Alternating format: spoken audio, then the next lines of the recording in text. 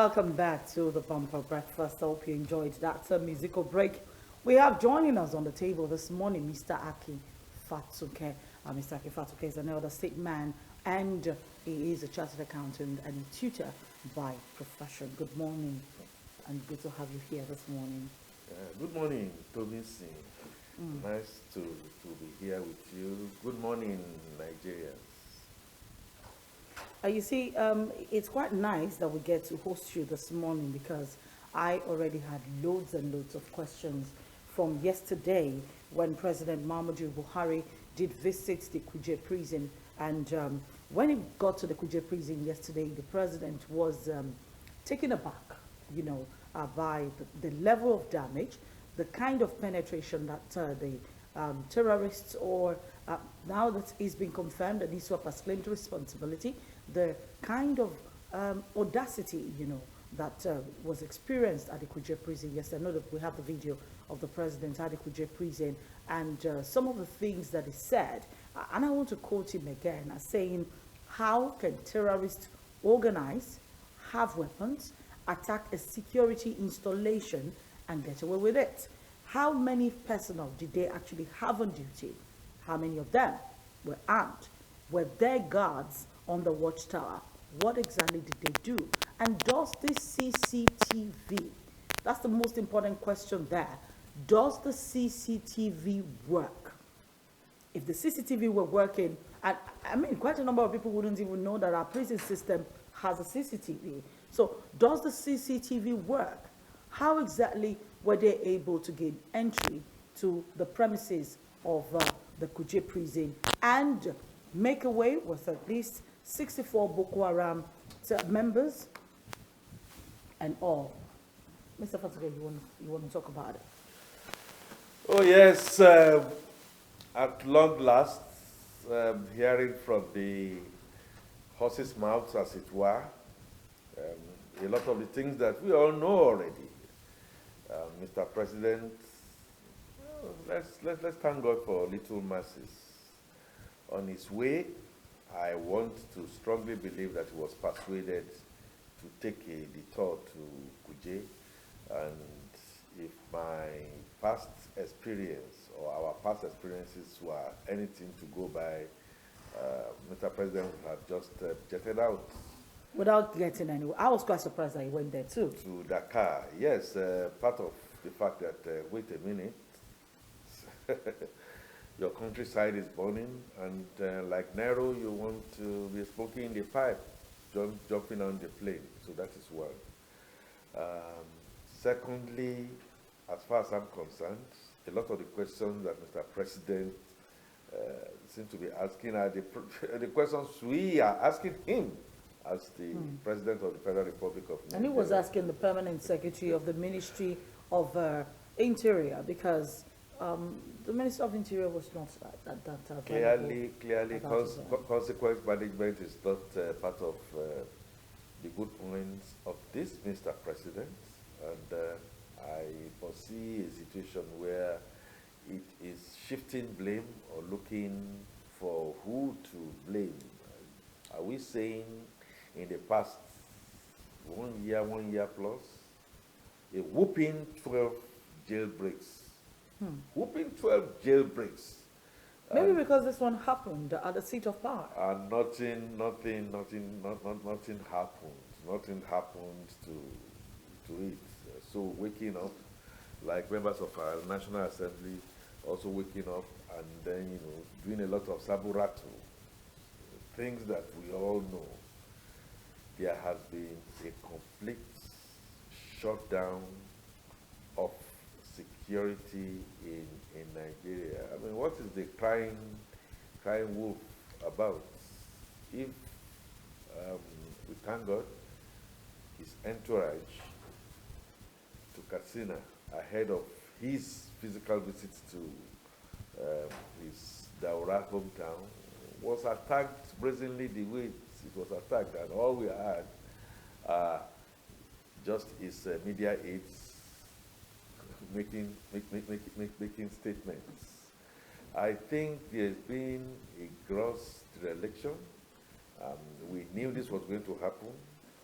He was home in Kagara the other time, and the terrorists, then I think he was still branding them as bandits, came to knock, Brazenly. to say, And abducted children. how are you doing? Oh, well, there is Kagara and there's Kangara. They did both. There was one now. Exactly. There was the Kankara and there was the Kagara. And Mr. President has not deemed it fit in any way for us to hear from him. But we did hear from him yesterday. To assuage the people that are paying a lot of ransom and a lot of non-state actors making the pitch to tell that, yes, we are responsible for this work. Yes, it's because you have not kept your own side of the bargain, and all we just see is mute. But Mr. Fatunke, let's come back to the fact that one person died, 3 were injured, and 64 Boko Haram members were reported to have escaped in the midst of over 300 people that escaped. But you know, the question people were asking is, majority of the people were more concerned about Abba Kyari. They were concerned about Joshua Dariye. They were concerned about Inyame. They were concerned about these ones that are in prison and because they had their high-profile cases. So I'm just wondering, when you have over 400 that made their way into, from reports we have 400 and I think we have about 237 plus 49 Boko Haram leaders that were freed. And of course you had another paper did say that they had about 400 plus that escaped the prison attack. So I'm just wondering, with this alarming number, we seem not to be concerned, even as a people, about the number of either criminals jailed or otherwise, you know, that have made their way into society. We're not concerned about, did Joshua Dariye escape? Again, or did Abba Kyari escape? Again, looks at what we prioritize and the kind of empathy as a people, you know, that have been run down, and those who are run down, those who are ruling us. You are right. I have a problem if you cannot get specific, adequate numbers. I will not be surprised if we begin to play with different numbers. How many people are there? How many Boko Haram people are there? How many, you know, non-politically exposed persons who are there? And of course, the media will be interested to feast on, say, a banner that says Abba Kyari escapes, you know, and all that kind of stuff. We've actually lost our humanity. Now, the large swathe, perhaps, I think I read in the report, 416 people yet to be accounted. Some said about 237. But the Tribune says 443. People who have now been unleashed on the society. On the society, and much more sane and well-organized countries are telling their nationals to be very, very careful. The U.S. government has issued a statement to the U.S. government, and the UK government has just said, look, that citadel that we call Abuja and its environs, about 19 states, are not places you should venture into. And we have a president who, like I said in my opener, kindly considered that what happened at Kuje was part of his responsibility and went to ask pertinent but highly embarrassing questions. Which does the CCTV work? Is on its own something that gives me it therefore means that we don't have a hands-on. Should we then be questioning what the Minister of Interior is doing about some of these things? Because the last I checked, the prison system, the Nigeria Correctional Center, is right under its purview. And under its purview, under he's since he was appointed Minister of Interior, we've had multiple jailbreaks. At the last count, I think I could count 12, 8, including during the NSAS. Yes. I mean, it happened, no lessons were learned. I am very sure you're talking about the Interior Minister, you're talking about Mr. President himself, on whose table the buck stops. Yeah. We should be asking him when those other ones happen. Mr. President, what did you do? Who did you query? It went on as business as usual. For somebody like me, I will tell you the real shame, of this whole lot. I commiserate with myself, I commiserate with Nigerians, that every day we wake up to bad news arising from misgovernance, lack of governance, lack of hands-on, lack of showing presence. The shame is, I pray I'm going to be wrong here. It's going to happen again. It is going to happen again. And just yesterday or day before yesterday, we were singing some form of Hosanna that Mr. President was not in a particular entourage that had gone that would have been blown to pieces. I mean, they came with, mortars and bombs. Our president you see, one of the questions also, one of the questions also, Mr. Fassbender, I think we should be asking is the fact that, like you said, they came with mortars and bombs, and how do they gain entry into the center of the city? I mean, amidst the current security challenges that we're facing, it would have made sense to say that all of the borders were manned, all of the intersections were manned, all of the major highways were manned, we have the security formations over there. So how exactly is intelligence failing us? Physical presence of police is failing us. Is it a weaponry? Is failing us. So what is it that we can depend on when all of this? When incompetence becomes the chief operating officer, when graft and corruption becomes the ministers, when I don't care becomes ministers of state, who at the end of the day should you be pointing at? Don't forget. And that even reminds me, today in history, July 8th, July 7th. July 7th, MQ Abiola passed on some 24 years ago. And I remember his nemesis in Abacha saying, if this continued for this long, then complicity is the real soul and cause of what we are getting at. Why? How? All points to the fact that everything is failing on the ground of internal complicity. I don't know how much of some of the reports that we are reading, Mr. President is now asking on open television if the CCTV is not working. If the CCTV is working, and we heard that formations that were supposed to be on guard allegedly were removed. Who did the removal? These are telling questions to just tell you that, hey, Nigeria is not being governed, and Nigeria, God forbid, I use the word God forbid, but we are going by way of the Banana Republic. If this can continue, okay, like I told you, Kankara was not that. It came to show that yes, we are still in there.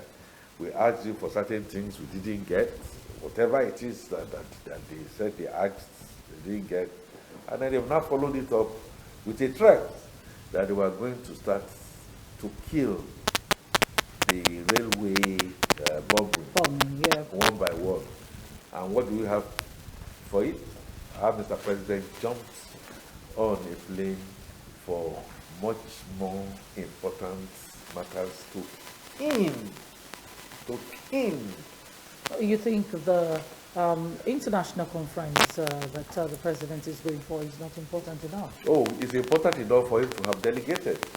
And you see, leadership is about taking responsibility.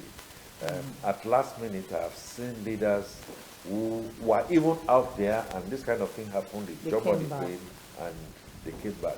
But when we have this I don't care kind of attitude, not just on this, on so many others, that you begin to now wonder, how could governance feel to that extent? So the shame, like I told you, is that, again, it's going to happen. Secondly, we don't know the extent. The NYC camps are now being invaded. The girls and the boys are being captured and then are being raped. This is a signal to all and sundry that because life and property has so become cheap, and the essence of governance is virtually failed, there is absolutely no doubt about that, we better begin to look for a bit of backup. Mr. President asked all those questions. Told me, see. We're waiting for the answers, honestly. The answers we never get. The answers we never get. But the Minister of Defense, Major General Bashir Magashi, retired, was also there yesterday. I want to listen a little bit to what he said before we move to our next conversation.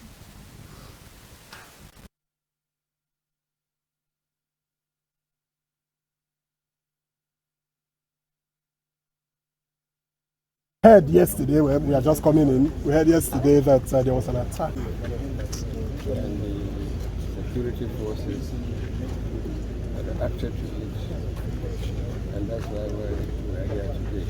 But what actually happened, they came in numbers, they gained entrance into the prison, and they released some of the inmates, and which we are now following to see the kind of inmates they released. And very soon the authorities will give you the details of the kind of inmates that were released from the prison. Who's from the prison? So, minus that, I think we are trying to see what we can do to ensure that all the SPPs are brought back to Kenya. And I think the prison is accommodating about 994 inmates. And SPP about, we have about 600 already inside now. And, 24. And many people are recaptured and are brought back to the prison. Maybe by the close of the day, more will have been captured and returned to prison. I think everything is under control. The people who came to do these activities, from the records, we believe that they belong to a particular group. And most likely they are Boko Haram, because we have a sizable number of Boko Harams that are in detention, and presently we could not locate any of them. All the number, there are about 64. That is in prison, and none of them have they all escaped. We don't know how many were killed among the attackers, but it's quite possible that they took their injured and other casualties with them. But on our side, just one death and about 3 injuries.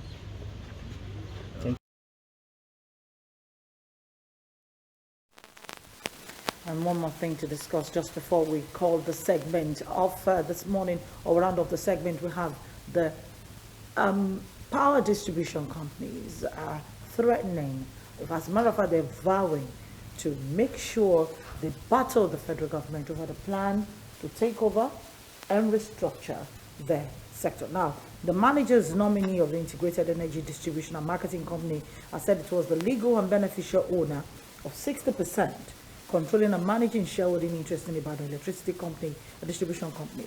Now, the management of Benin Electricity Distribution Company PLC also on Wednesday said there was no legal basis for the takeover of the company following the purported activation of the call on its collateralized shares by Fidelity Bank. Both firms disclosed this in reactions to the announcement of the federal government on Tuesday regarding the takeover of Kano, Benin, and Kaduna electricity distribution companies by Fidelity Bank PLC after the bank initiated action to take over the boards of the three discos. Don't we have process and procedures? Is it true, because I don't have all the details, that all those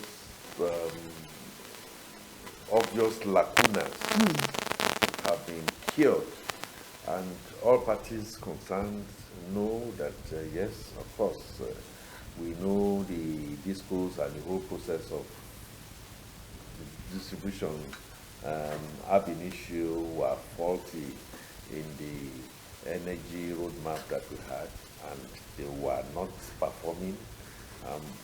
What statutorily should happen? What legal action and process have been followed? Otherwise, this is just more of rhetoric that is mad in confusion, a lot of confusion. Well, in any case, if federal government, under the rule of law, hopefully have decided to do something, and you disagree with it, you will always seek a remedy in a court of law. But for how long are we going to keep on planting the same thing and expecting a different harvest It's at a good the end question. of the day? So, for me, it's legal, and therefore it's legal. Approach the court. While you're approaching the court, and you begin like wipe out the motor vehicle to the right, to the left, the grass and the people and the holy to live will continue to suffer in wanting darkness. Fortunately, Light the day.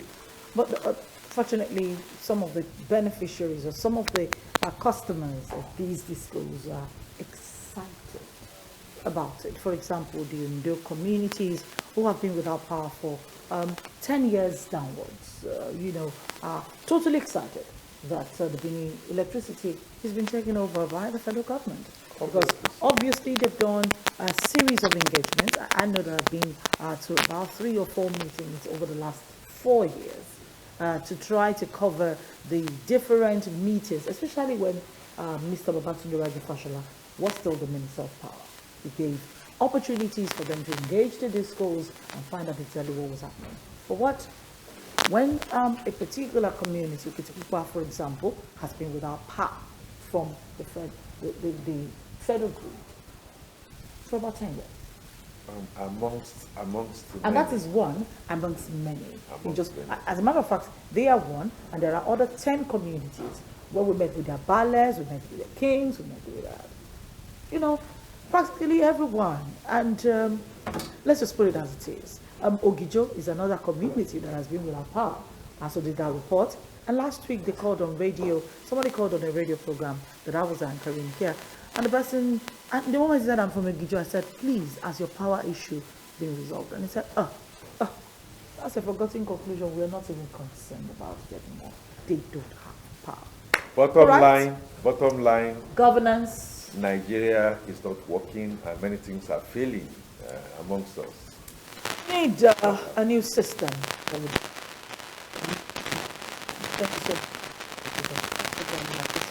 Thank you. On what form? Right, a quick sum.